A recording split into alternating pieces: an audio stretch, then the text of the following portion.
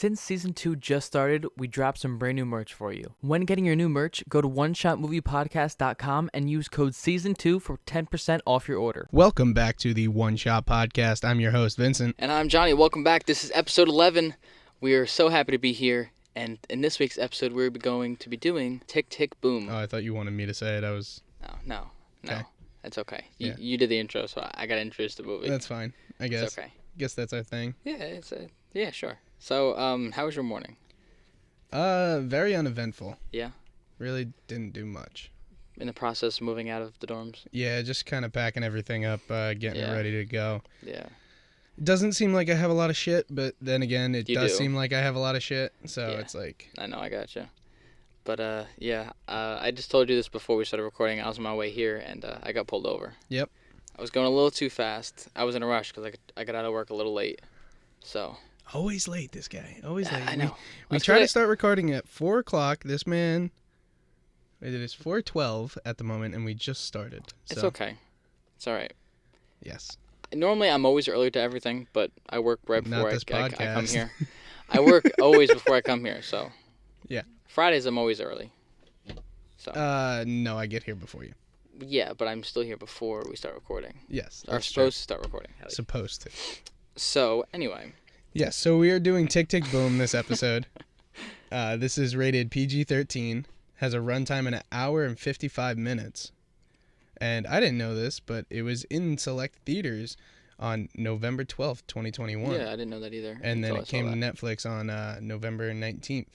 Yeah, and the genre of this film is a musical, drama, and a biography. See, I thought it was just like a Netflix original. I didn't think it was released in theaters. Yeah, I didn't think so either, but apparently it did. It didn't make a lot of money because it was only for the one day. Right. But I guess it maybe was a test to see how it was going to do. Maybe. Like an audience kind of thing.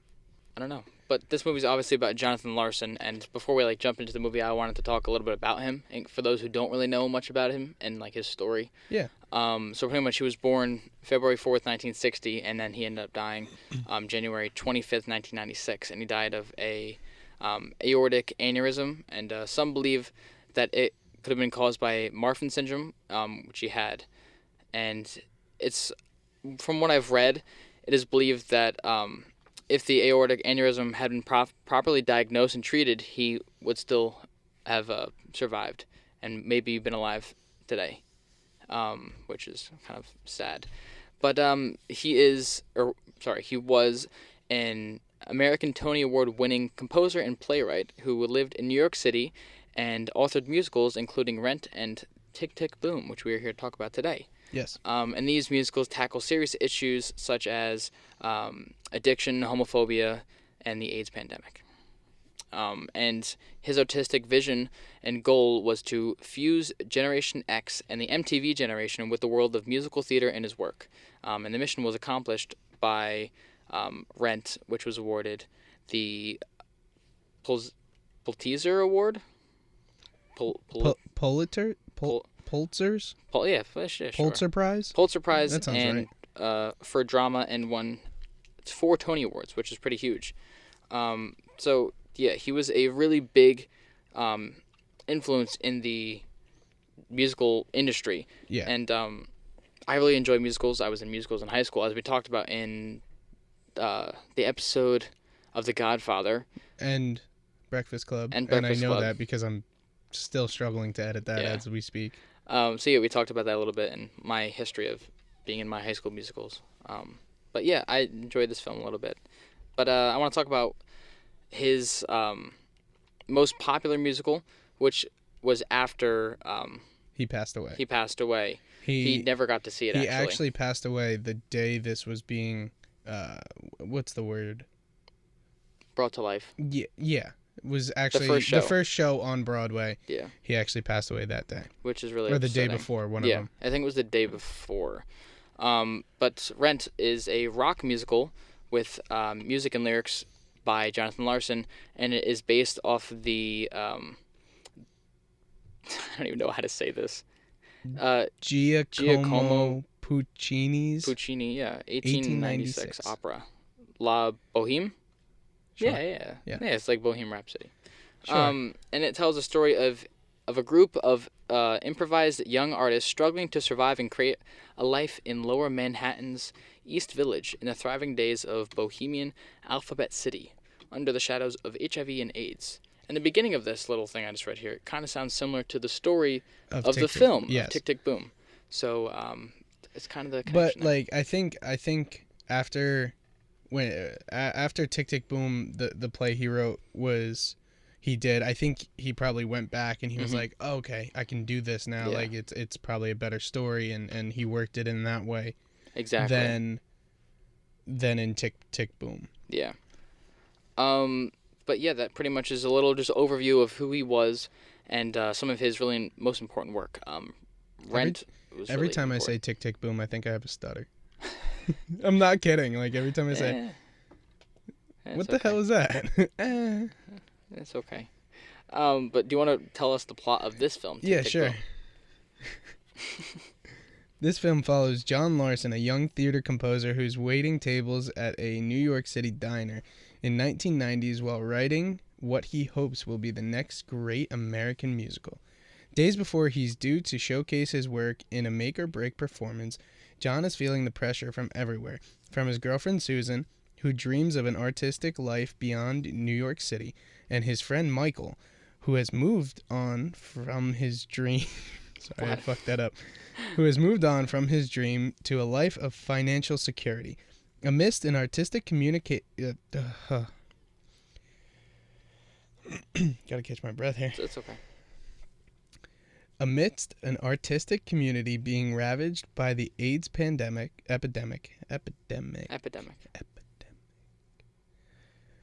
With the clock ticking, John is at a crossroads and faces the question everybody must reckon with: what are we meant to do with the time we have? I like that a lot. That's a good one. The original one I found on IMDb was like 2 sentences, and I feel like it didn't really explain the story. IMDb seems like they haven't gone in detail. They like don't go in detail anymore. I had to find this one. I went into summary, so it wasn't their like initial explanation of the story. I kind of had to dig for it a little bit, and I feel like this one suits it a little bit better because those who don't know what this is, it kind of gives you a little bit of insight onto what the film's about, and there's a lot of like little stories going on in this, and I enjoyed it a lot. I think the cast was also great for this movie. Oh my god, it was great. The cast was really, really great. Andrew Garfield, I guess we'll jump right into it. Andrew Garfield played Jonathan Larson. Yes. And I think he was probably the best fit for this role. Oh, he did an amazing job. He played so well. I mean, granted, I didn't know Jonathan Larson. I didn't see any of his projects prior. They showed it. Well, yeah, at the end they showed Jonathan Larson, and he kind of, fits Andrew Garfield. Like Andrew really Garfield captured fits that entire role. Yeah. But he had extra time to do this because of the COVID pandemic. He had an extra year. Oh, like it got delayed? Yeah. Well, I'll jump into it in a little bit, the entire thing that I want to talk about later. But he had almost an extra year of time, if I'm correct, to learn more about Jonathan Larson, and he really fell in love with him. And he said in an article that I put in the document here, he was saying that like him and Jonathan Larson, he feels like Jonathan Larson was a long lost brother because he felt really connected to him because of his work. And Andrew Garfield liked musical theater. He did theater in his early age, like middle school, and then he was like, "Oh, I can't sing, so gonna let that simmer there, that hobby just sit there, and let's not continue that path." And then eventually he circled back to this, but I want to get into that a little later because I have a fun little like Easter egg story to tell about that one. Yeah. Well, Andrew Garfield. Yeah. Garfield. Andrew Garfield is known for The Amazing Spider-Man 1 and 2, Social Network, and Hacksaw Ridge, as we covered here. Yes, that was such a good movie. I really enjoyed that one a lot. That was a great movie. That was, I think, episode 9. 10? Episode 9. Was it? Episode 9. What was 10? Jack and Jill. Oh, God, don't remind me of that terrible movie. You literally told me to remind you. Don't remind me of that terrible movie. So, yeah, we did that in episode 9. That was probably one of my favorite ones we've done in this show so far. I'm going to be honest. Jack and Jill? Yeah, I know. No, not Jack and Jill. Hacksaw Ridge. If you guys haven't seen it, Hacksaw Ridge, 2016. Johnny's a huge Jack and Jill lover. No, He I'm loves not. that movie. Movie's god awful. That is one of the lowest graded movies on Rotten Tomatoes and across I think just all everywhere. time. Just of all time. On Rotten Tomatoes, it had a 3%. Yeah. So if you guys didn't see that video, please tune in. That was actually one of our longer episodes. Surprisingly. Video. The camera died. Yeah, our camera died halfway through. Yeah. But you don't need to see us. You can just listen to our nice voices. Yeah. Nobody cares about our ugly mugs. Yeah, it's alright. It doesn't matter. So, yes, Hacksaw Ridge was really good. I enjoyed that one a lot. But we're not here to talk about Hacksaw. We're here to talk about Andrew Garfield. We already talked about Hacksaw. And they can go check it out. Yeah, if you want to see, you can go look at it. You can go. 2 episodes ago, episode 9. Yes. Up next, who do we have? We have Alexandra Shipp as Susan. She is known for Straight Outta Compton, X-Men Apocalypse, Love, Simon, and X-Men Dark Phoenix. So, I think she plays Storm. I think that's what I read. I read that she played Storm. Yeah. Which I didn't know. I haven't seen those in a little while. And she was also uncredited in Deadpool too. Was she really? Because they showed the one scene where in Deadpool 2 Wade's in Professor X's chair rolling around the thing, and he says nobody, he says nobody's here. Yeah, nobody's ever here. And then you see the big group of X-Men. Yeah, she was in that group. Oh, okay. I just realized that I forgot to say something about Andrew Garfield. He actually also produced and starred. I know. I jumped the gun there. He actually produced and starred in 2020's Mainstream, which was his first producing credit on his IMDb, which I found, which is pretty cool. And he actually enjoyed a really, really great 2021, thanks to this small indie film. I don't know if you've seen it, Spider-Man No Way Home. No idea what you're talking about. He was in that, and then he was playing the disgraced. I don't even know how to say that. Disgraced? That's what it says here. Yeah, from the article that I read. He played Jim Baker, opposite Jessica Chastain. Wait, what are you talking about? And look at the script under Andrew Garfield. Yeah. The thing that I have highlighted. I'm reading that. Yeah. Okay. So I thought you were still talking about Spider-Man No Way Home. Oh no. I was like, disgraced. Why is Andrew Garfield's So, like I was saying before, Andrew Garfield had a really, really great 2021, and thanks to a brief stint in the small film, Spider-Man No Way Home, which he was in. I don't know if you guys have seen it. Don't think I've heard of it. But he also played a role in another film. He played Jim Baker opposite Jessica Chastain in Searchlight Pictures' The Eyes of Tammy Faye. I don't know what that one really is, I'm going to be honest. When I correct you, I feel like I'm teaching a kid how to read. I can't read. It's not even Why kidding. don't you make the font bigger? It's not the font, I just can't read. But also, you made that shit microscopic, I know, dude. that's why I watch movies, because I don't need to read. Although, I do put subtitles on. What? I hate watching movies with the subtitles. I used to. I have them on Netflix because every now and then I either something's too loud and I can't really That's the reason I do what it. they're saying. Because sometimes I get or if I'm laying in bed and the volume's a little too low. Yeah. I can at least see what they're saying. I see. If I'll be laying in bed, I'll take my glasses off. Then I'm blind. I can't see. I can't even see 6 inches in front of my face without my glasses on. Blind. You have glasses too. Yeah, but this is because I stare at screens all day. So do I. That's why I have them. Anyway. Because we're comm majors. He played Jim Baker in the role in the movie The Eyes of Tammy Faye, and then he eventually shot that project in late 2019, and then it went right into Tick Tick Boom and the rehearsals for that. So he hasn't really had a break since and then 2019, early 2019. And then even after that, Boom. I think he's like I said, I think he's in a new show on Hulu. Mm-hmm. I think he plays a detective or something. Yeah, I know you were saying that to me the other day.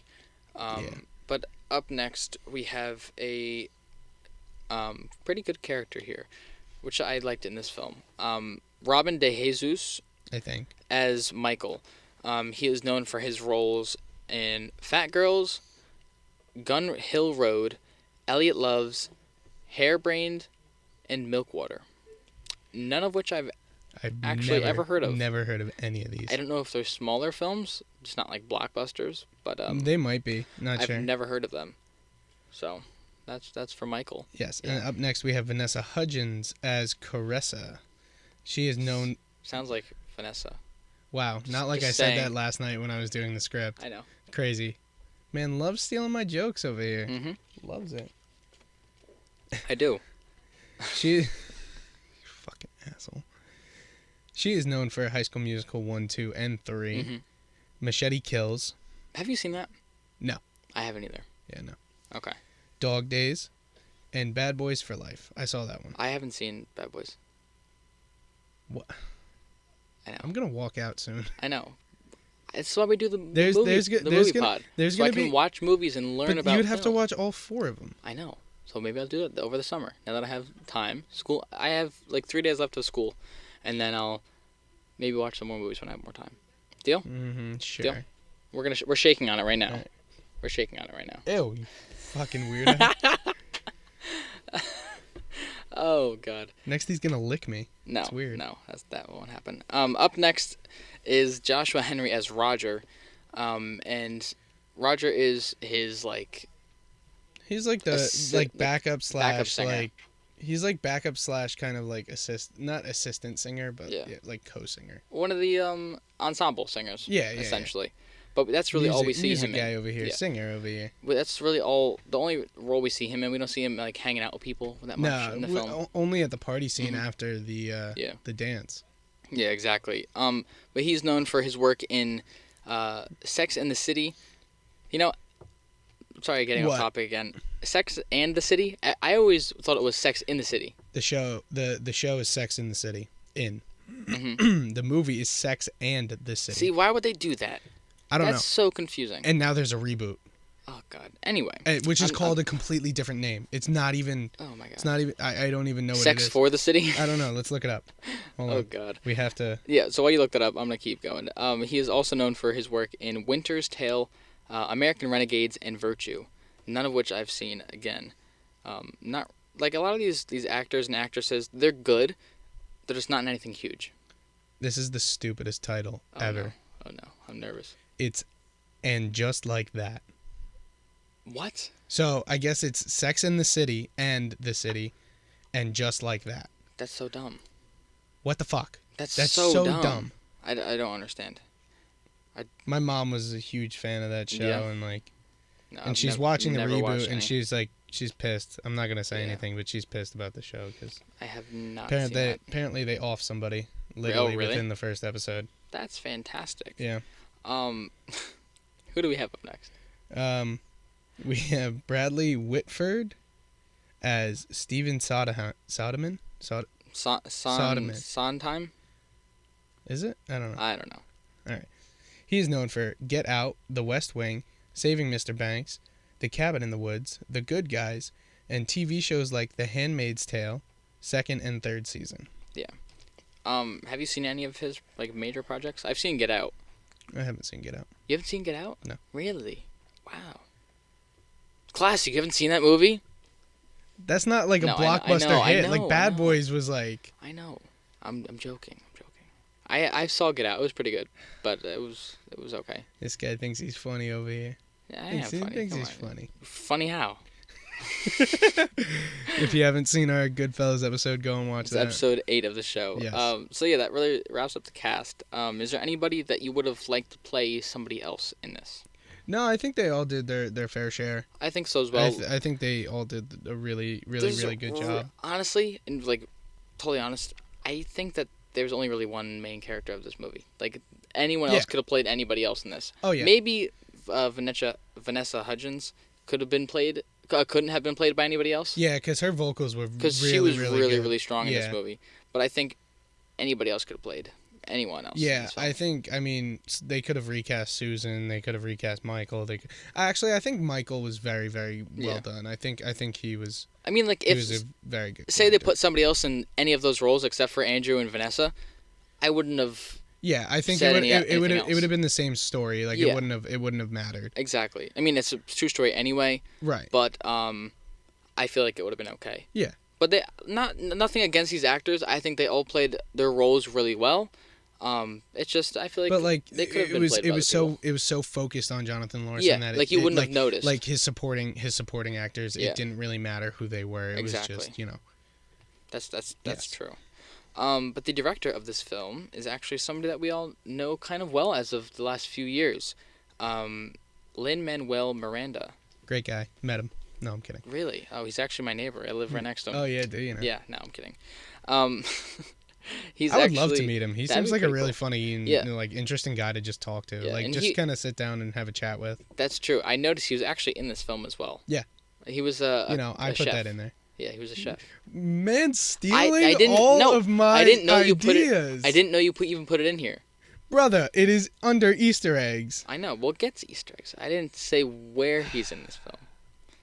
However, he acted in and produced Hamilton. He played Alexander Hamilton, which makes sense. Yeah, you're welcome. I fixed that for you. I Now know. it sounds better. Now, yeah, sure. And that was in Johnny 2020. doesn't know how to do our script. No, he I messes write it up a lot. I do like a rough draft and I go back and fix it after. Because I type while I watch the movie. So I just give myself like brief notes. And he types like an idiot. No, I don't. What do you mean? Dude, when you was that episode? What was it? Episode 2, The Adam What? Project. There was gibberish on that Oh, script. I watched it at like 2 in the morning. What do you expect me to do? Dude, it was so Come funny. on. I was reading it and like none of the words matched up. I was like, what the fuck? Yeah, well, no, that happens. He was also in Mary Poppins Returns from 2018, which I didn't even see. Yeah. So he could have been good in that. I have no idea. I didn't see it either. He's also rumored to be Chef Louise in The Little Mermaid, I could see that. which is pretty cool. I like the way he acts and sings. Obviously, it's going to be animated. Well, he also wrote the entire soundtrack for Moana, and he sang really? one of the songs in it. Yeah. I thought he had an IMDb of Moana. I Yeah, just yeah. couldn't find it. Yeah. I literally He searched wrote Moana. he wrote the entire soundtrack for that. So that's why I didn't go under his writer credits. Yeah. That makes sense now. Okay, thank you for adding that in. I had no idea.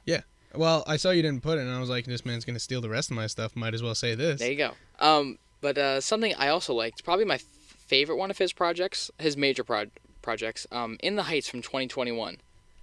Such a good film. It's like a musical film like this, Mm-hmm. but I don't think it's not. But it's not based on a true story. Oh my god. Fucking witch cackle. Somebody's just laughing outside the studio, and it's super loud. That was actually really loud. Yeah.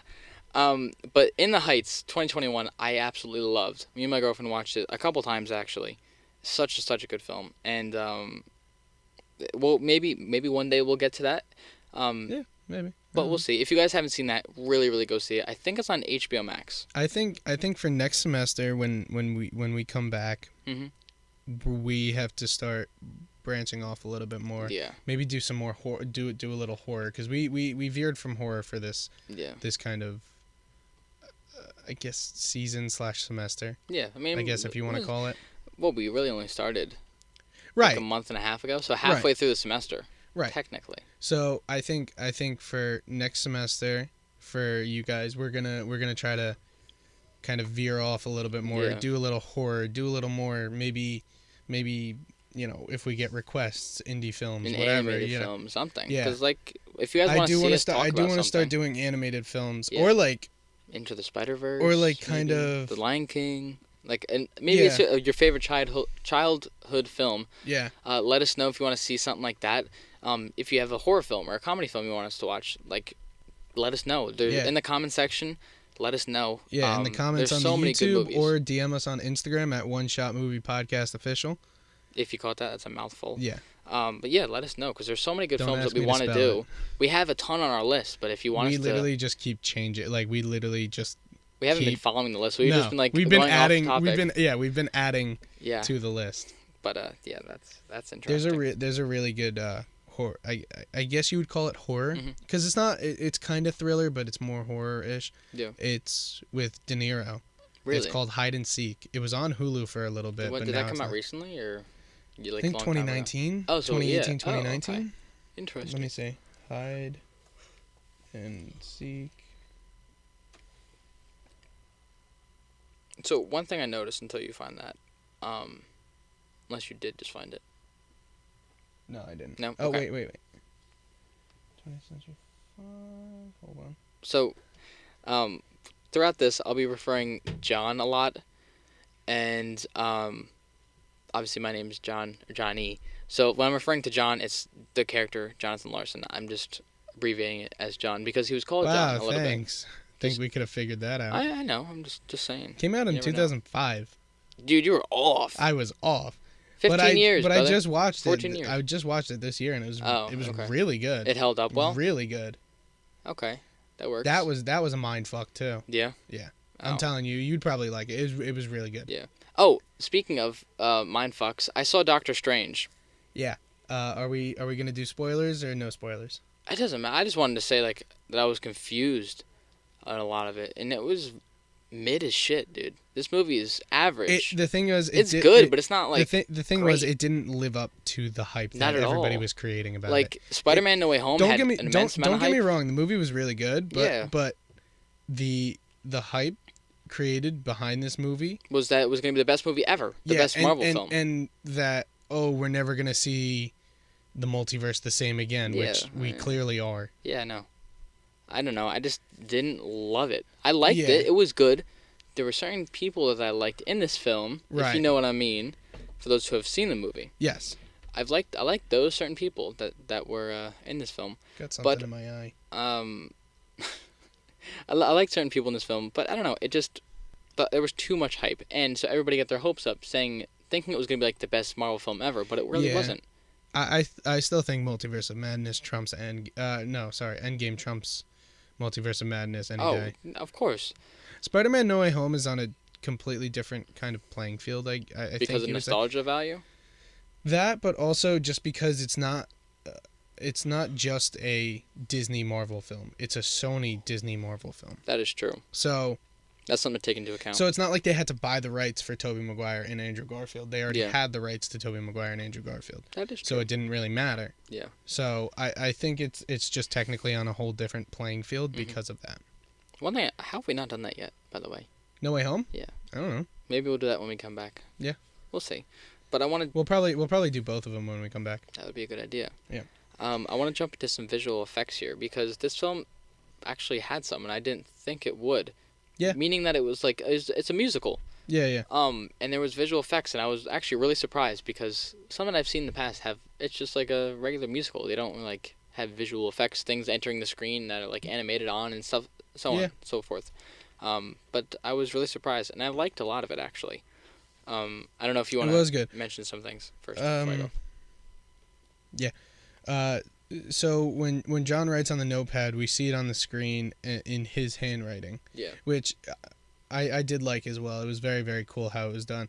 And the thing was, it wasn't like you saw it as he was writing it. It was like right after. It was like after he wrote it and he kind of looked at it for a second. That's when they put it on the screen, and it was really cool. Yeah, it was just like a nice addition to the film. Like they didn't need to do it. It was right in the beginning. It was like close to the beginning too. Yeah, they did it multiple times. They did it in the beginning of the movie, and then at the end when he was writing like his bunch of his questions that we saw at the end of the film. Right. Which eventually lead to Tick Tick Boom. Yes. Yeah, so we saw the notes. I thought it was a cool addition. It wasn't necessary by any means, but I thought it helped a little bit. It was something cool that they put in, and I enjoyed that. There's another one that I liked, which I know we both have strong opinions on. Michael's first song about his apartment and going back and forth between his shitty apartment and his new one, which is really grand. We get a different like color grade when we see the first rundown apartment. And I'm more on the cinematography aspect of that than the visual effects because I understand the visual effects, like you said, you could see the different color grades and how it's all darker and gray. Yeah. So like the old apartment is really dark and dull, and you get to see the new one eventually. And it's very light, bright, happy. Yeah. So it just looks really nice. And then he opens the door to the new apartment, and the second he opens it, you see the vibrant colors, and it just looks really nice. Yeah. And that's something I liked, but that also goes into your cinematography, so I'll let you take it away with that. Is that the last thing we have? Oh no, you have one more for visual effects. Yeah, so I have one more here. Yes, I wanted. I really like this too. This one I really, really loved. This one I think was necessary because if they didn't, it like caught me off guard at first when I saw this. I was like, whoa, like that's cool. Every time, like because this is the second time I watched it, and this has caught me off guard twice. Yeah, I just didn't think that was something that they would do in this film. Right. So pretty much, Jonathan Larson can't write. He has writer's block. Yeah, he can't think of his final song to write. Which is the most important in Act 2 of any musical. You need a really, really strong song to kind of carry you for the rest of your musical. So he goes swimming to kind of avoid writing his song before his workshop. And so, he naturally goes and swims. Yes. So he's diving in the pool, swimming back and forth, and he's singing a song during this. Yeah. Which I thought was really, really good, by the way. That was what? What kind of cut was that? God, I can't remember. No, not the song. Like, what kind of cut? Because it was voiceover. Constant What is changing that, L? video. Yeah, that's L, which we'll get into in some cinematography. Because there was a load of L cuts in this film because of the type of film that it is. Yeah. But so Jonathan Larson is swimming in his pool, and he's singing at the same time. So you see him singing, which is another good aspect, but I'll talk about that in a bit. So he's singing, and then he eventually dives down to the bottom of the pool, and then it says 30. So I guess 30 meters, or I don't know. It doesn't really matter. So he sees a number 30 on the bottom of the pool, and then he goes and wipes it, and it turns into a music note. Yeah, it's he wipes it, and it I thought it was sand at first. It's kind of well, that's the thing. It's kind of looks like sand when you're in the ocean, you go into the water or whatever, and you swipe sand back and forth. Yeah, exactly. So I thought that was really cool. It turned in from the 30 to a music note, and then we get another look at the rest of the pool, and there's just lines and lines of music notes, which was really, really cool. Right. And then it turns into his notebook. Him writing, which was cool. Writing the song out. He gets out of the pool really quick and starts writing it down, and then you see it. Yeah, so you see him jumping out of the pool, and it jump cuts to him at home, or in the dark, writing his song because his power went out. Which was another underlying thing there, because he didn't have money to pay for his electricity bill. But yeah, that's really it on cinematography. I know you want to jump into the apartment scene. Yeah, so with the apartment scene, I really enjoyed it wasn't really a transition, but you see them walking up the stairs, but then you also see a very close-up shot of Michael's face and how he's kind of not translucent, but they changed the opacity on his face to kind of show both him singing and then also them going up the stairs and stuff. And I thought that was really, really cool and very well done. Yeah.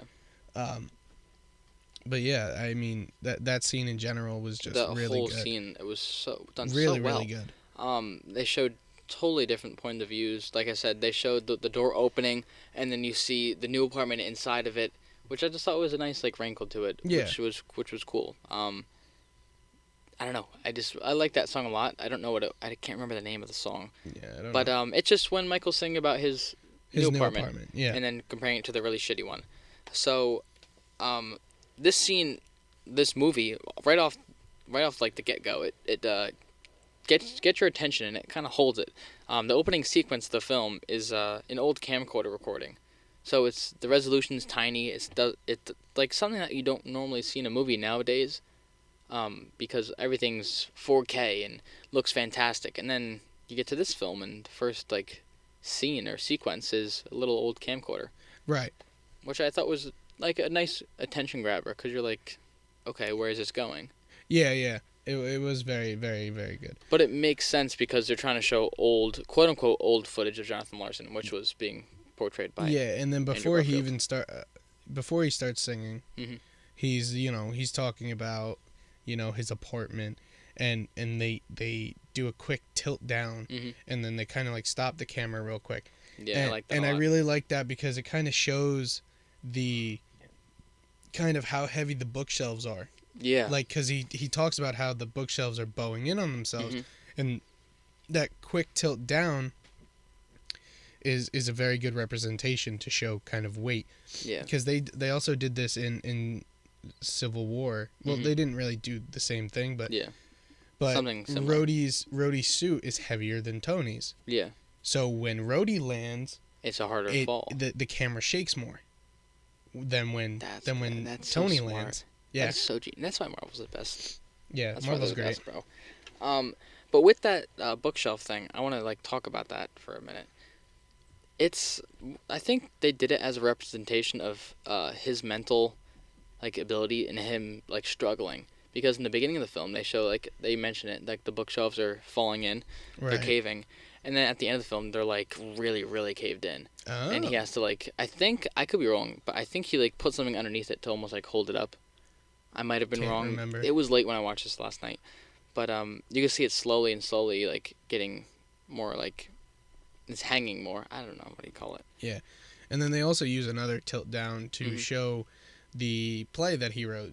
It tilts down to a piece of paper that he wrote, and then it actually rack focuses to show the title and his and who it's by, Jonathan Larson. Yeah, which was very, very good shot. They used rack focus very, very well. Like they kind of did like they did in Hacksaw Ridge with the gun. Yes, it was very, very good. So nice. It kind of gave me that same kind of feeling where it's like, oh, it's just a piece of paper. Then they rack focus and it says, you know, the play title and by Jonathan Larson, and it was very, very good. Yeah, and for those who don't know, if you're new, we talk about terminology in film, and we kind of just explain it to you, so you know what we're talking about. Rack focus is pretty much when you have something in the forefront and the background, and you switch focus from one to the other, or vice versa. Yes. So that's it. It's used. It's really common in film, and very, very common. And it just looks phenomenal. So it's used all the time. Yeah. But yeah, there is another thing that I really, really loved in this film. It's in the beginning when Susan has her like a little recital that's going on, and we see her dancing, and then there's a narration from Jonathan Larson or Andrew Garfield. Yes. Or narration song. I don't know. It doesn't really matter. But I'm talking about visuals here, so it doesn't really matter anyway. There's one part where the camera turns around from Susan and like the dancing crew, and it turns into the audience. But before you see the audience, you see the dancers like the back of their heads, and it slowly like makes their way through and like snakes their way through them. Oh, I didn't even realize that.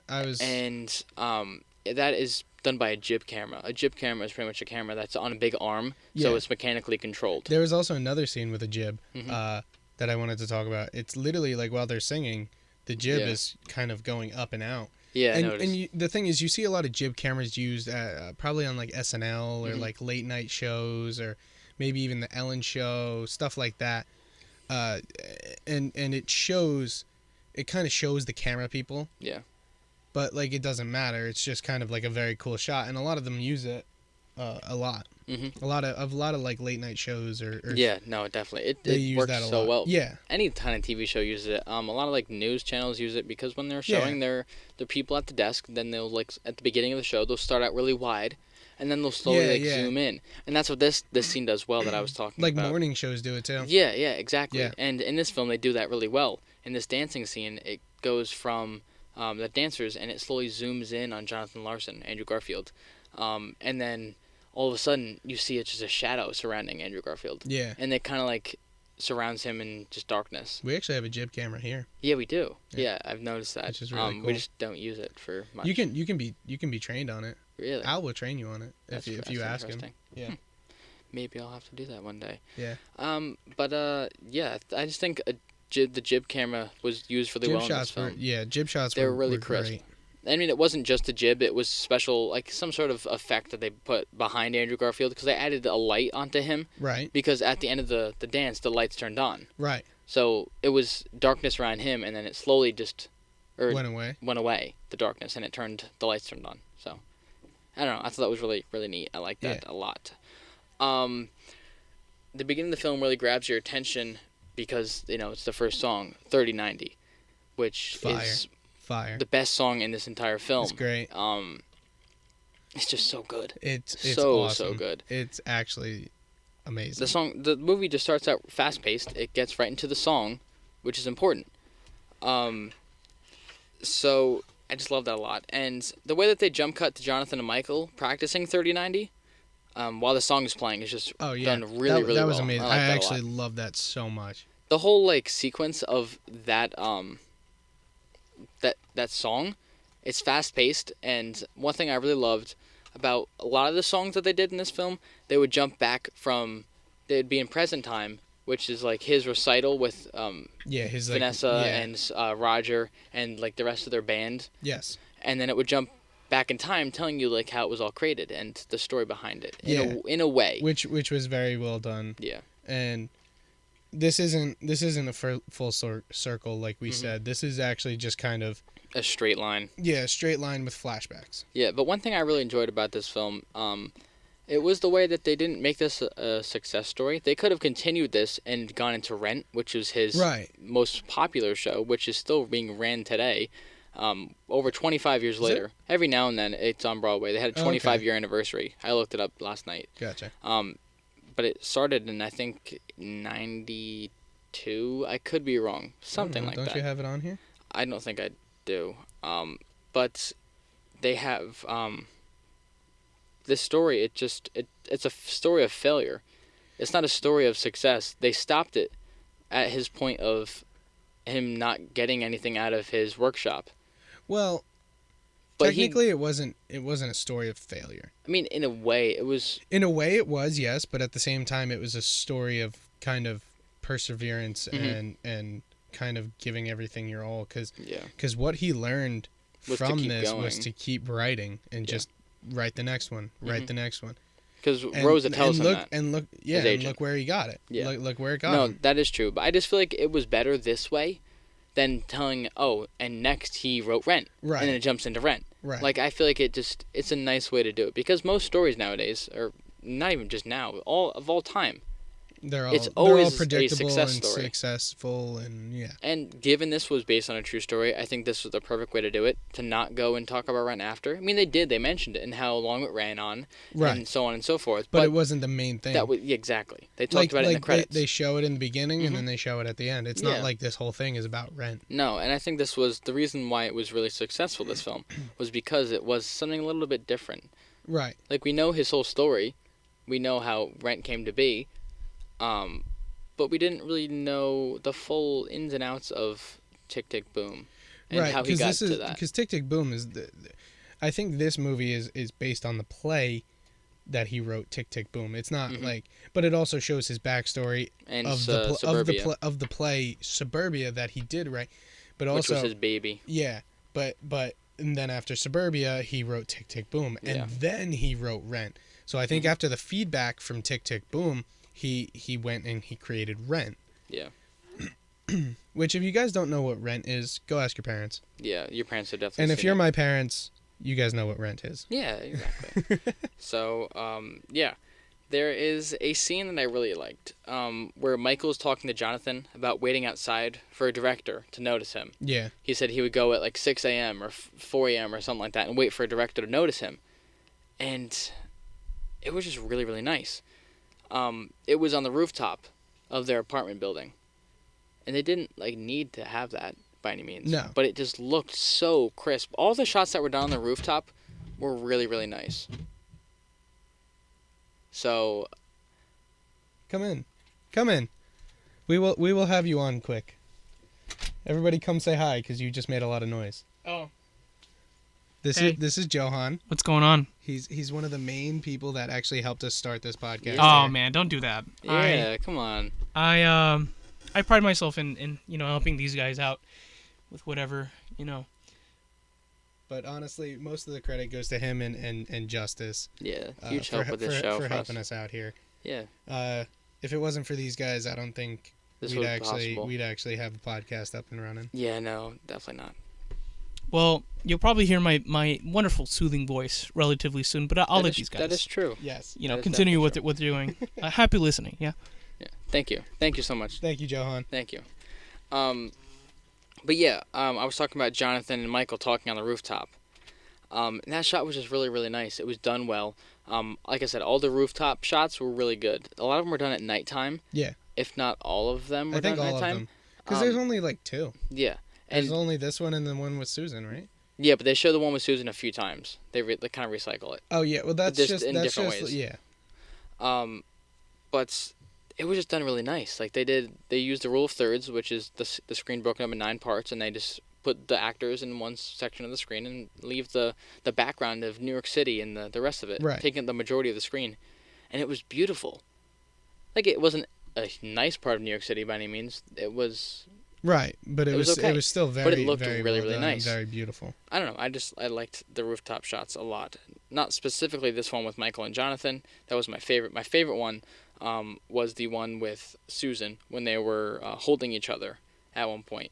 Yeah. And after at the party, right? Yeah, at the party. They were holding each other at the party, and then it leads to Susan telling Jonathan about the job that she's offered, and we can already tell that Jonathan's going a little crazy. Yeah. Because he can't pay attention. Not like crazy in a bad way, just crazy. No, like, he's got so much going on. Yeah. And he's like hyper focused on his work, yet he's not focused on his work. Right. If that makes sense. I don't know. I guess it does. Yeah. Do you have any more that you want to mention here? I know we still have an entire page of other things, but I don't want to just keep talking. No, most of it was probably your stuff. Oh, if you want to, okay, I'll mention a few more. Yeah, mention a couple more. Let's see here. So I mentioned the one with the jib, which I thought was probably one of my favorite shots in this entire film. Yeah. I just mentioned the one with Susan and John on the rooftop, and that was by far my favorite shot of the film. But I just said that with the other one. No, I'm sorry. I'm really, really tired, guys. Cut. I'm really tired. Okay, I know what I want to mention here. Do you know? You sure? There was one. Positive? There was one. Yes, I know what I want to talk about. There's one scene that I really enjoyed with Jonathan and Michael. That's actually funny. That's my first two names, actually. I just put that together. Your middle name is Michael? It is Michael, yeah. Oh, okay. I'm going to call you by your middle name now. Let's not. So there's a car dialogue scene with John and Michael, and it's shot really, really well. It's typical car dialogue. Yeah. Like visually. It's kind of like that normal, like, kind of shot you get from most movies. Is, you get it from the windshield going in. Exactly. And then you get the individual POVs. Or right. Medium, like, not really shots. over the shoulder, but kind of. It's like a medium shot, yeah. but they're using the rule of thirds, which is the 9 parts of the screen broken up. Right. But they do it really well, and it's something that most people won't notice when they break it up like that and do the medium shots. Mm-hmm. They had one person on the left of the screen and the other person on the right. So it's like they're having a conversation facing each other, which I thought was really cool. They had Jonathan in the right third of the screen and Michael on the left. So say you put them side by side, right. They're looking at each other, right? Essentially. So I thought that was really cool. But in that same exact scene, we get a couple of different shots, which you normally don't really get in some films, just because it's, I don't know, this was done well. We get a back seat shot, which I thought was really nice. So if you're like in the back seat of the car, you're in the left seat, looking at the front passenger seat. So that's kind of what that shot was. It was like an over the shoulder of the passenger seat, and they do it for the other way for the driver, which I thought was really nice. We get the windshield shot, which I talked about, and that's really it for that. It was just done well. All the dialogue in the car, that was done really well. I enjoyed it. Moving forward, there was a couple of slow-mo shots, which I liked a lot. They didn't necessarily need slow-mo in this film. No. It wasn't needed, but it was used like it was well done. 2 or 3 times, and it was done accurately. Yeah.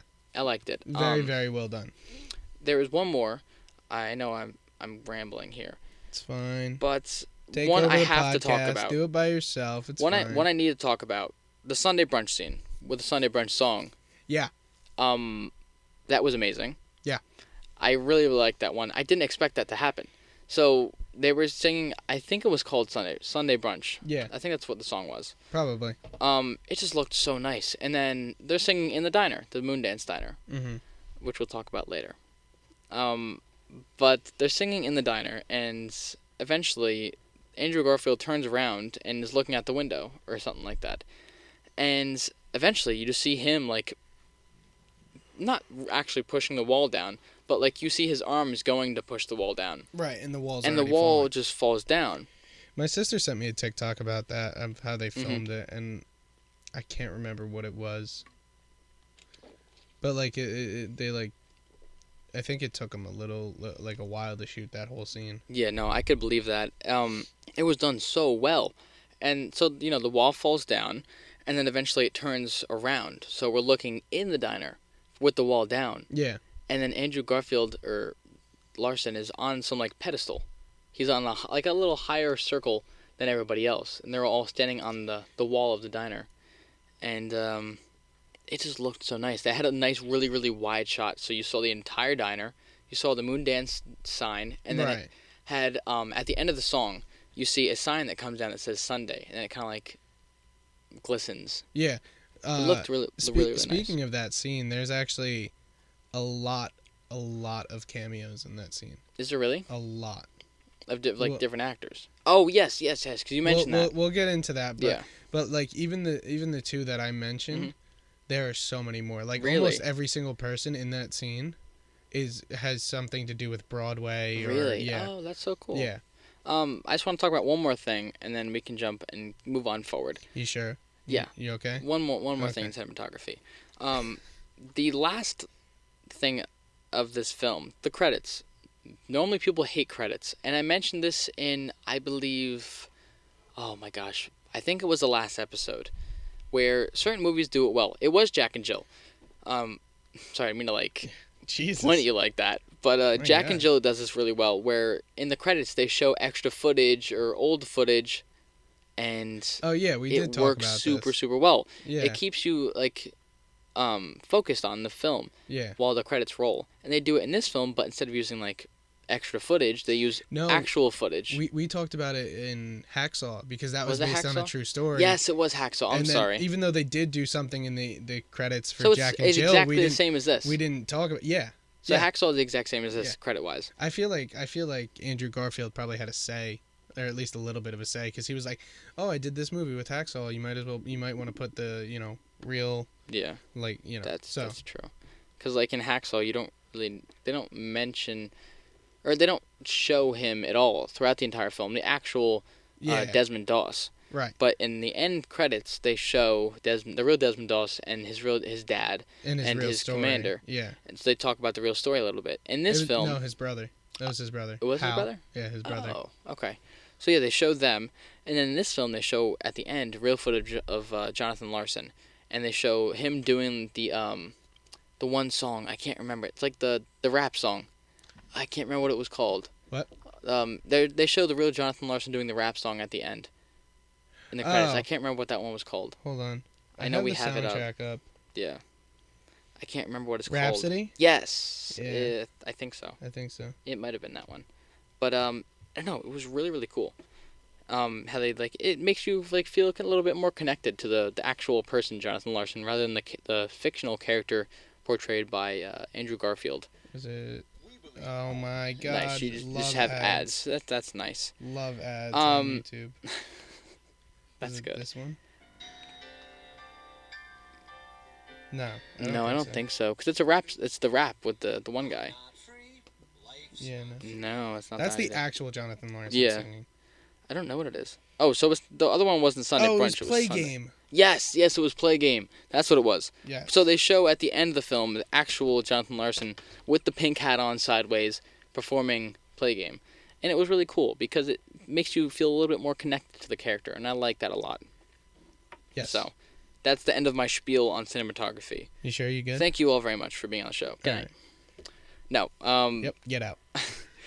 I want to talk about some music. Oh, you want to talk? Yeah. No. I want you to talk about music. Sure. I want you to talk about some music, please. The music was phenomenal in this. It was all originally created by Jonathan Larson, like we said. But Andrew Garfield did an amazing job.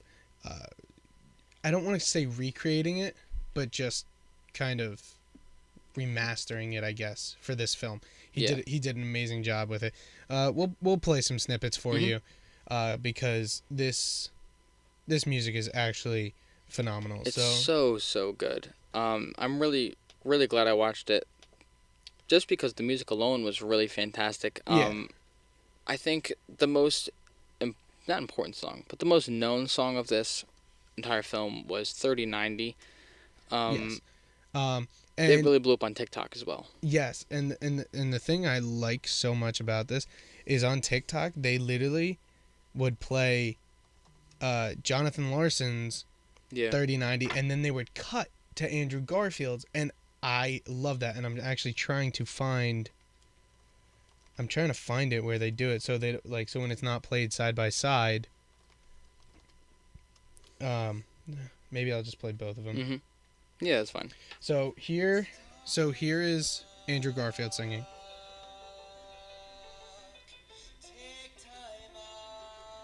Bring it up a little bit. So good.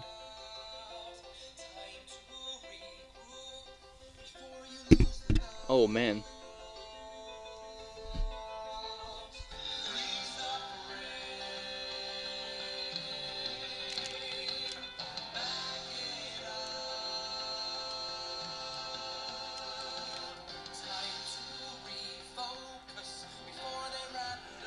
It just sounds so nice. Yeah. He And did such a great I'll job. cut to the chorus. The one that we know the most. We might have to cut it out a little bit so we don't get copyright on YouTube. But, Yeah. Oh, but well. you know.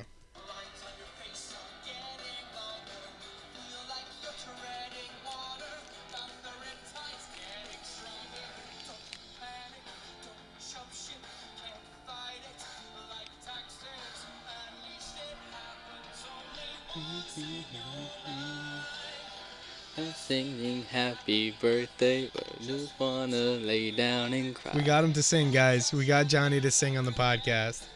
Happy 95. Oh god, I love that song. That's probably my favorite song of this entire film. Of course. And then you have the classic Happy Birthday in that's going all over TikTok when this first dropped. Yes. Just phenomenal. I do wanna play the original Jonathan Larson clip. Let us hear that because he did a really Because great both, job on it. yeah, Andrew Garfield did an amazing job of. He did such a good job at playing I don't him, want to say impersonating because it's not, but yeah, like he portrayed him. Yeah, he portrayed him very, all. very well. Yeah, let's try. He really this did. One. Let's see if this one's good. Please no ad. Please no ad.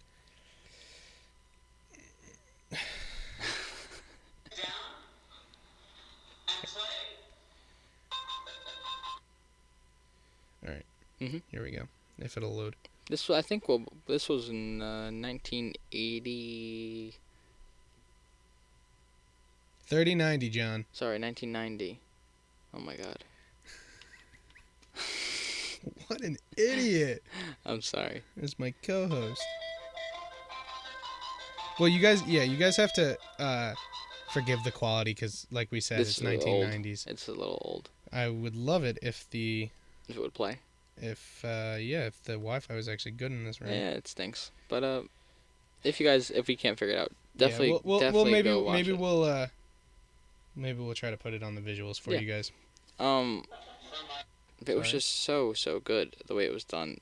The way that they showed the past tense of him like creating the music, and then current time of the performance was so nice. I just really enjoyed it.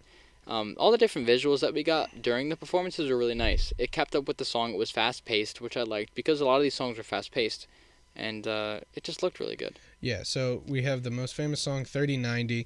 Then we also have Johnny Can't Decide, Sunday, which we talked about in the Moondance Diner, Rhapsody, Love Shack, which is not by Jonathan Larson, but that was in this film. Yeah. Which is also a very good song. Yeah, definitely. I like that song. I wanna be adored, which is also not by Jonathan Larson. That's by the Rolling Stones. We have Play Game, like we talked about. Ladies First, which is also not by Jonathan Larson. That's Tommy Boy. Huh? Tommy Boy music. I can't read that, Johnny. Sextet. That's the next one. Yeah. Sextet. I guess. By Jonathan Larson. Jonathan Larson. Yes. And then we have Boho Days. This one I liked. Yeah, that's the one where they're in the apartment. Yeah. And they just start singing. That one was so good. Yeah. The way that they shot that one was really good as well because they're jumping around like all these different characters. That's what I thought too, but when I was I might have not been paying attention fully, but that's what I thought, and I wanted to talk about that, and I was watching it and I was like they're showing everyone's reaction, then them all jumping in. Yeah, that's what I thought. And then they show the one guy who like I think they were friends with in high school or something like that. Which guy? Oh, I can't remember his name. The blonde guy, the jock, who's like, I only did theater, or no, sorry, not theater. He did madrigals, which was like an elite chorus. Oh no, that was just some random guy. Oh. That was literally some random like friend of. Of Michael. No, or whoever it was. Roger. Oh yeah, Roger. Yeah. You're right. Okay. And then the thing is, it was very quick. It was a blink and you miss it moment. You actually see him watching Jonathan Larson's Tick Tick Boom at the end of the film. Do you really? Yeah. Oh, I never noticed that. Yeah. Oh wait, yes. Yeah. I did see him in the crowd. Yeah. Yeah, you're right. I forgot about that. Which was cool. Up next we have one song, Glory, which was written by Jonathan Larson. A lot of these songs are written by him because this is about him. Then we have Out of My Dreams by Jonathan Larson as well. There's so many in this. Oh my God. I don't want to go through them all. Yeah. But there's a lot. Yeah, there's a lot. You can find the soundtrack on Spotify, Apple Music. It's everywhere. Yeah. So definitely please go check it out. Another good one. I just want to mention like one more. Where is it here? Oh, Swimming. That one I liked a lot. Is that oh yeah. That's the one where he actually figures out the last song. Yeah, which was really good. Yeah. And I want to I wanted to go into acting. I know we said in the beginning of this that a lot of people did really, really well. And the casting of this was perfect. I think, personally, Andrew Garfield did such a great job. He is honestly such a great actor. Yeah. And he can do so many things. He doesn't... I feel like he does, but doesn't get the recognition that he deserves. Yeah. Because I feel like people mainly just see him as Spider-Man. Yeah. Peter Parker. But he's really versatile. He's great. He literally played a Southern guy in Hacksaw Ridge. And he did that phenomenally. Yeah. And then he plays like this kind of kooky, quirky kind of, whatever. Nerd. Yeah, nerd. Dickhead kind of guy. Yeah. Theater guy. And it was out of this world, his performance. Yeah. Especially when they were doing 3090. Or, no, not 3090. I can't remember it. It's the one where they say, I feel bad that you feel bad about me feeling bad about you feeling bad about that song. Yeah. And his performance during that completely sold me on his performance of Jonathan Larson. Yeah, it was great. Because you see him, like, being, I don't know, really, like, diving into the character and really becoming him, which was really, really good. Yeah. And it switches from how you perform and how you are as a person, because me performing in the past, like, you put on a smile with everything that you do and you over-exaggerate everything. Right. So he just did a freaking great job because, he did an amazing job. He's smiling and he's, like, over-smiling. Because when you perform and you do musicals and such, you smile the entire time, unless you're, like, told otherwise. Yeah. If the scene's happy, you smile the entire time. But he did a phenomenal job with this. I really, really loved his performance. And like we said, though, there's only really one main character. But that's not to take away from all the other amazing actors and actresses that are in this movie. They did such a great job. I think everybody was really, really good. And I don't think anybody did great. Was bad by any means. I don't have really much else to say about the acting. I thought it was pretty decent. It was really, really good. And with acting, there has to be a script for these characters to read and perform. The script was written by Stephen Levinson, and honestly, it was really solid. I think, obviously, it's based on a true story, so you have your story pretty much written for you. You just have to figure out what you want your characters to say. Yeah. To tell that story. I think it was good. I think this script showed Jonathan. They did him justice. The fuck's his name? I just forgot. Larson. Yes. Yeah. They showed it off really well, and they told his story in a really, really good way. I think so. And it makes you kind of, I don't want to say fall in love with the character, but it makes you kind of empathize with the character. It makes you feel how he's feeling in the moment. Like, it tells his story great. And then, even at the end where he doesn't even get to see his success be made. It hurt. It hurts. Yeah. And with the script, I think one of my favorite scripted scenes was the end after his workshop was over. They had the party at the diner. Yeah. And all of a sudden you see Susan come to the door and, like, wave at Jonathan. And they end up going outside talking. I think that was probably one of my favorite dialogue scenes in the entire film. It was really, really emotional. I'm not going to lie. It, like, got me a little choked up because, like, you can tell they love each other. It's just not working. It's just not, Which is unfortunate. And then after that, you see him perform Tick, Tick, Boom, and it has a seat reserved for her, and she's not there. But she is there. She is there. She's not in her seat. She's back by the doors, the entryway. Yeah. But I thought that was a nice little addition to that. Is there anything else we want to mention on script or improv or anything like that? Script? No, I think this was just very, very, very well done. This script was amazingly wrote. And I don't think it could have portrayed his Jonathan Larson story any better. No, I think it was really perfect. I really just loved how each character was written. One of my favorite things, I think, was how they showed the friendship of Michael and Jonathan. They didn't need to go into the backstory of them and, like, their history. They were them performing together in, like, the school musicals and how Michael didn't have the singing roles because he couldn't sing. Right. And they didn't need to show that, but they did, and it connected you to both these characters. And then when they were fighting, you felt the tension between them even more, which I thought was really, really important. Because you should understand that they've been friends for 22 years, and if they fight, it's not a good thing. Right. So I like that a lot. We're going to jump into mistakes. There is actually one mistake that Johnny has down here. I found that, and I didn't see it until after the fact. During the closing number, Louder Than Words, an audience member in the front row can be seen wearing a face mask. And in 1990, I don't think they had face masks. They didn't need to wear them. No. So this was obviously shot during COVID-19. Yes. And there is a mask visible in a short glimpse from the audience. I tried to see that, but I missed it. Yeah, I couldn't find it at first either. So that's the only real mistake. Like I said, I watched it for the first time. I didn't even notice it. Yeah. A lot of casual moviegoers don't see this right away. Yeah, they don't care to pick up on it. Yeah, exactly. They're not going to deep dive into a film. But that's why we're here. Yeah, we're here to do that for you guys. Exactly. Another thing about diving deep into these movies, we have some Easter eggs. A lot of Easter eggs, actually. Probably one of the more. Yeah, we had a lot here. Yeah, probably one of the most. We had a lot in the Easter Adam Project.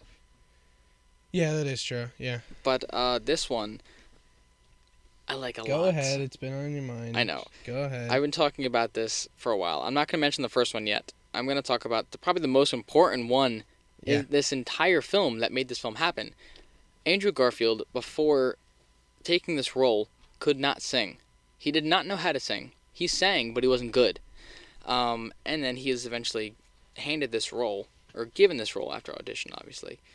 But he wasn't good. He took a year of vocal training before they started filming.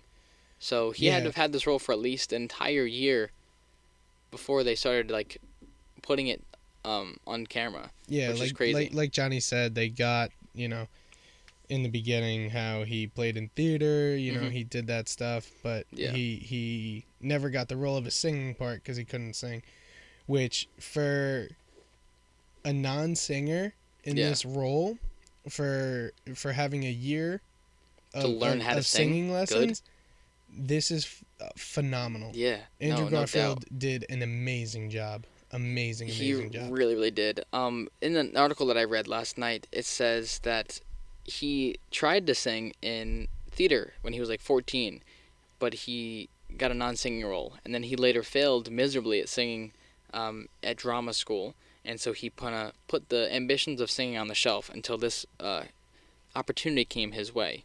Yeah. And he put a year of vocal training in before they started crazy. filming. And one other Easter egg, not that just singing is impressive enough, he learned how to play the piano for this. Yeah, that's which insane. Is even crazier, because if you can learn how to play the piano, but I don't know, I just think learning both is so impressive to do that. That was crazy. So I think that was probably the most important Easter egg. And I think that's why Andrew Garfield is one of the greatest actors probably of this day. Yeah.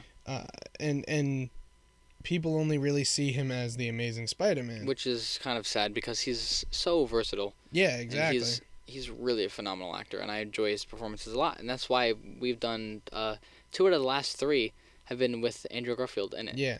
Not intentionally, it just happened to be that way. Yeah. But I'll let you take the floor here and talk about some of these Easter eggs. So he works at the Moondance Diner, and the Moondance Diner was actually in the Tobey Maguire Spider-Man, the first one, which is pretty cool. But also, the Moondance Diner is actually a real diner in New York. I think it's in New York. Pretty sure it is. Yeah, it is. Which is also a really cool thing, how they're actually taking real life and putting it into the movie. Yeah, and that's kind of similar to Spider-Man again. Right. When they had Joe's Pizza. Yeah. And that's a real place in New York where they have celebrities come to take pictures. They put their pictures on the wall. And I actually went there.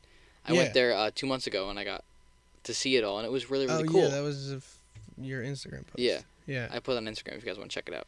No, nobody wants to. @JBuffa. It's cool. Don't plug. Just cut it out. Plug my Instagram? No. I'll just cut it out. You already know my name, so you should already be following me on Instagram to see when we post a new episode. You should be following the One You should Shot be following Instagram. all of us on Instagram. One Shot, Vinny, and me. Yeah. But anyway, back to the Easter egg. Yeah. What else you got? This one's kind of minimal, but as John's walking in a hallway throughout the film, he walks by a sign that says "Auditions for Cats, the musical," and this was in 1990. This is before Cats became as big as it did on Broadway, selling millions and millions of dollars of tickets, and it becomes this was probably just hit. to show the time period. Yeah, I think it did. And the guy who sang the play game was actually auditioning for that. Oh yeah. Which I thought was really, really neat. I heard So, the movie little thing, but it was cool. I heard the movie was absolute garbage. Oh, Cats! I didn't even see it. I didn't either, but I just heard it was absolute garbage. Yeah. Growing up, my theater director always hated Cats. I don't know The musical? Yeah, the musical. I don't know why, but she always hated it. So She probably tried out and didn't get it. I don't know about that, but she always had this hatred for Cats. So I kind of absorbed that as well. And I know nothing about Cats actually, but I've just had It's about cats. this dislike for That's all it. I got. Oh, I know the movie's about cats. We see freaking human cats jumping around singing. Fucking Taylor terrifying. Swift. It's terrifying. Oh my God! Did you see it? No. Oh, good. I told you. Yeah, good. Don't see it. I just asked you if you saw the movie. Yeah, no, and I didn't. I'm not Okay. going to What the- ever. Confusing the fuck out of me. I'm sorry. It's been a long day. The next Easter egg. Yes, they're the last ones. Never mind. But I guess Johnny will take. No. Keep going. Oh, you sure? Yeah. Okay. So Please. Vanessa Hudgens actually. This isn't really an Easter egg. This is just kind of like a cool Fun interesting fact. Yeah. Vanessa Hudgens actually did a Rent TV movie. Like by TV movie is meaning it only aired on TV. Like those movies that Kinda are on like- Disney Channel. Kind of like High School Musical. How Mhm. actually High School Musical 1 and 2 were only TV movies. 3 actually was released in theaters. Was it really? That's what I saw on IMDb. That's pretty cool. Yeah, which for Vanessa Hudgens being actually in a Rent TV movie and then doing Tick Tick Boom, I think that's very That's just very nice cool. connection. Yeah, it's a very very good connection, and wholesome. that also could be another reason why they cast her for Tick Tick Boom. Because maybe she 'Cause- knew about it. Like she yeah, knew or it really well. they saw they saw her performance in the Rent TV movie and they were like, oh, she would be a great person to play this character Yeah. in Tick Tick Boom. Exactly. This is kind of an Easter egg, not Mhm. really. But if you guys were Nickelodeon kids, I was both Disney and Nickelodeon Yeah. kid, and you saw the show Victorious, this kind of came out towards the age where we were getting out of Nickelodeon and Yeah. and Disney Channel and all that. But if you watched Victorious, one of the guy that plays the guidance counselor Mhm. is actually in the library scene, and like it's like right in the beginning. I don't know his name. I don't know it either. what he's played in, but I thought that was very cool. And Yeah, it's just like, subtle nod. yeah, it's kind of like a little, not really Easter egg, but just like a little cameo. It's cool. And then Lin-Manuel Miranda plays the chef at the Moondance Diner in Mhm. the Sunday scene. He's been in every movie that he's either produced or directed. I mean, he's only directed like 2 or 3 things, but he's produced a little bit more and acted in Yeah, even more but than that. but the way he puts it in, like the way he puts Himself. himself in the movie, it's not like it's forced. It's Yeah. it's kind of like fluid in it. Yeah, And it just kind of works. works. It's like a It's subtle. like- It's like oh, that's Lin-Manuel. It's like the Mhm. Stan Lee cameos. I was just gonna say that it's just like Stan Lee. So Yeah. thank you for Yeah, bringing that you're up. welcome. It's almost exactly like that because Yeah. everything that Manuel is involved in, he has some sort of subtle role in. Yeah. So it works, and it's not forced like you said at all. Yeah. It just he's It there. just kind of it flows. It Yeah. just like it's not like it's like oh, it's this character like how in Spider-Man when Andrew Garfield came through the portal, everybody started Yeah, cheering. you freak out. But it's like oh, it's Like it's, if you know who he is, you're like, oh, that's that. Yeah, yeah, It's exactly. just cool. So yeah. Do we have any other Easter eggs? yes, this is the last Easter egg. The 2 girls at the bar during the busy brunch scene, Mm-hmm. the Sunday scene, are actually the main actresses in Hamilton, the Broadway musical. That was really, really cool. Yeah. I didn't know that until just They now. play Schuyler sisters. What the 2 of them? Yeah. Both of them play the sisters. Alexander Hamilton marries one of them. I actually really love the music to Hamilton. Yeah, I think it's no, so I like good. it too. I watched it when it came to Disney Plus, Mhm. but I actually do want to go see it in person. I really That do. would be really cool. I actually performed a song from that musical in high school. Which one? You'll Be Back. Oh, that one's funny. That one's I like so that good. It's such a great song. I one. like My it a lot. girlfriend's actually, she was thinking of getting me tickets to go see Hamilton. Well, I don't know if. I think she should. If she's watching this episode, she should have already bought tickets. So, there you But go. It's not a big deal if No, you don't go. no, it's not. It's on Disney for a reason. Yeah. So, Which I like that it's on Disney because like if I were to go, Easy I would want to access. see. But I'd also want to see Lin-Manuel Miranda play Hamilton. I don't want some Random phony, Alexander Hamilton. I want Yeah. to see Lin-Manuel Exactly. Miranda That's why play I him. feel like that's why people Oh, want to yeah. see it because of the original it's cast. the original cast. Yeah, which is really cool. But I want to talk about some movie ratings now. Yeah. Which I thought was a little, actually, kind of widespread here, which I was surprised about. So to start, we have IMDb at a 7.5 out of 10, which is respectable. Respectable. Respectable. Very respectable. And then we have Metacritic at a 74. Again, it's Same thing, pretty much. exactly the same Respectable. thing. And then we have an outlier here, which is Rotten Tomatoes.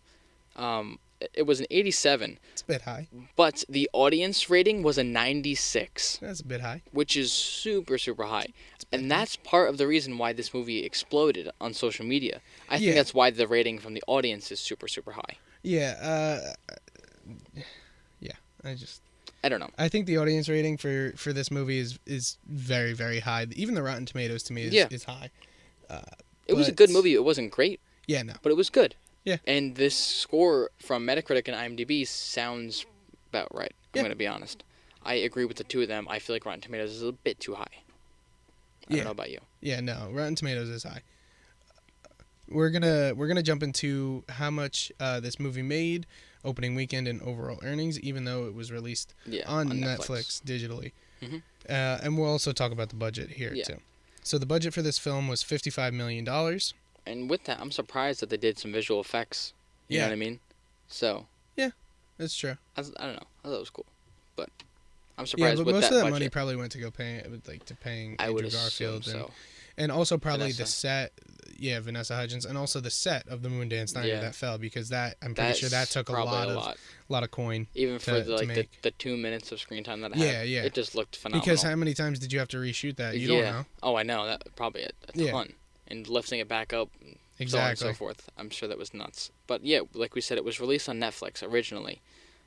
But before it was released on But Netflix, but the day it was released in theaters. it was released in select theaters for a little while, and it only made $100,000.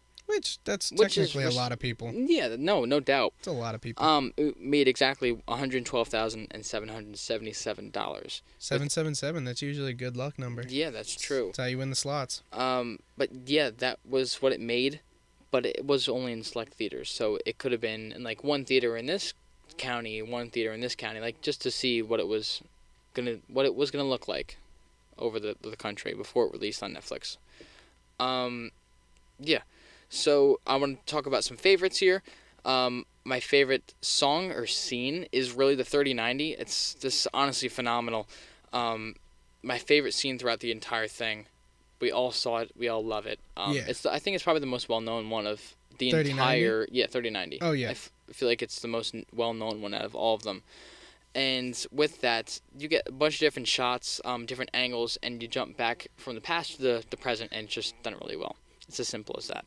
Yeah, I'm actually in agreement with you there. The 3090 is amazing, and I love how they went from present to past, like you said. Like you see him singing it first, and then it cuts to Michael and Jonathan practicing it in the apartment building, and it's a bunch of these different shots, and then it's an L cut or to something else, and it's just a very, very, very, very well done scene. Yeah, and my favorite quote from this film. I like it a lot. It's from Andrew Garfield, or Jonathan Larson. You get to a certain age, and you stop being a writer who waits tables, and you become a waiter who has a hobby. Yeah. So I thought that was really... Like, it makes sense with this film, because he had no money, and he was starting to lose everything slowly, and eventually, like, we know he becomes this powerful person after writing Rent. Yeah. Yeah... I don't know. I really like this quote, and I feel like it works with this film. So there was a quote that I forgot to put in, but it was between Andrew Garfield and the guy that plays Michael, and it was they were walking down the street, and that's when they got into their fight, and I think Michael said something along the lines is, well, you don't know how much time you have, or like I have left, or something like that, and then later on we find out that, you know, he is HIV positive. Yeah, which is a total shock. Yeah. I didn't know that at all. Yeah, and it, you know, it's a very kind of impactful scene, but you don't know why it's so impactful until we find out later. Yeah. You know what's going on in his life. I really like that a lot. But yeah, that really wraps up that part of the show. Yeah. Now we're gonna get into our final ratings. Now it's time to wrap it up, tie with a bow, and get on out of here. yeah. See you guys, and we'll see you. You know, In 2 weeks. Yeah. So let's hear your opinion on this film. So we rate these movies, if you don't know, on 3 different scales: acting, plot, and overall rating. For acting, I'm gonna go with a 6. Just because, like we said, you could switch out any of the supporting actors, and the movie will still work. It's not like, you know, these were detrimental to the plot. Yeah, no doubt. Andrew Garfield was the only one that would never be recast, you know. But I think for acting, you could switch any of them out. But the acting was good. Yeah. I'm just saying that. I'm saying as a standpoint, you could switch any of these guys out, put somebody else in, keep Andrew Garfield the same. You know. So it's getting a 6 from me. Plot, I think I'm also going to go, plot I'm going to go with a 7. Just because it was a great way to tell Jonathan Larson's story. Yeah. It was. And they did a really, really good job of that. But, you know, there's you know, a few things that are a little, you know, not so good here and there. Yeah. Overall rating, you know, I'm going to give it probably a 7. So Okay. I'll go 6, 7, 7. Okay. For me, I'm going to go with acting, a 7.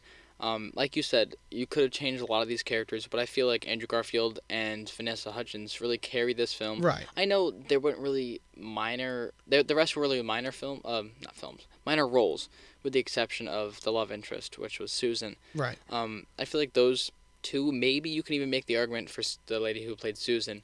But I think even if you switched her out with somebody else, I think it still would have worked. Yeah, I can see that. But I just feel like the three of them really carried this film. The rest of them were kind of just meh.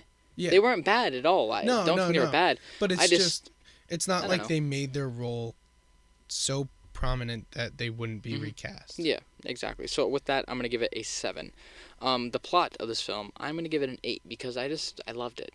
It worked really well. It was a great way to tell Jonathan Larson's story. And overall, I'm going to go with an 8. The score, the soundtrack was fucking phenomenal. Oh, yeah, it was great. I loved all the majority of the music from this film. Soundtrack was the thing that I loved most about this. No, that's why I'm giving it a higher score, because of the music. Yeah. It was just a really, really great movie, and I enjoyed it. I'm a big music guy, and I love musicals, so this was right up my alley. This was my niche.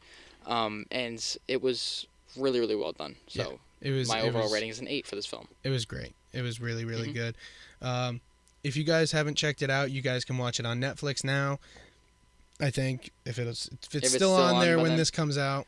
I would assume it will be, hopefully. Yeah. But if not, you guys know where to find it. I've told you already. Yeah. So, that really, really wraps us up here. Yes, and this episode was Tick Tick Boom, and that wraps up episode 11 of the One Shot Podcast. We want to say thank you guys so much for tuning in, listening, watching. Yeah. You know, we're actually expanding. We're on, as of right now, we are on Spotify, Apple Podcast, Amazon Podcast, Google Podcast, and YouTube. Yeah. So it's a lot. Honestly, we just want to thank you guys. Yeah, thank you guys so much. It's been such a great run so far. Yeah. Not that we're going anywhere. We're only getting better. We're going away for the summer, but you guys are still going to have episodes to come. Yeah, we've been working hard, pre-recording. Vinny's been he's been carrying this show on his back. He's been editing a lot of this. It's been a little bit of a not rough ride, but it's been busy. A lot of work. It's been busy. We've been doing 3 episodes a week, but I can't complain. I love this. Yeah. It's so much fun. It's so different than anything we've really ever done before. We may be putting in some sleepless nights, but it's worth it. And that's especially because we're having fun with it. Yeah, exactly. That's why we're so tired. And but it's we worth really it all. hope you guys all enjoy it too. And Yeah. we kind of see that you guys do for all the support that you guys are giving us. Exactly. So yeah, if you guys have any suggestions about anything, I know we talked about it before, but if you have any certain movie you want us to talk about, a scene from a certain movie, let us know. Because we definitely want to talk about your guys' favorite films. Or if we reviewed a movie that you guys have a favorite scene in, definitely let us know. We'll email us, not email us, sorry. Send us DM us on shoot us a text. Yeah. No. Send us a crow, please.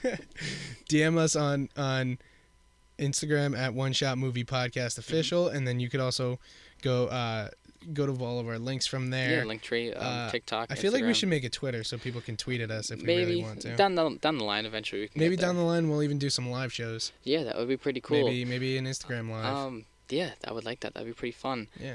But yeah, it's been great. Thank you so much for tuning in, guys, and we will see you in 2 weeks. And by then we might be back. We'll be back. We'll be back in person. This will actually be the probably first episode back when we're back for the next semester. I think so. I'll be a senior when we get back here, so I'll have 1 year remaining. Yeah. It's Don't crazy. worry, he'll come back and do the podcast. Yeah, no, I'm not going anywhere. I think guys. we both will. Yeah, I think so. But we see you guys in 2 weeks for Movie Monday again. Yep. See you soon. See ya.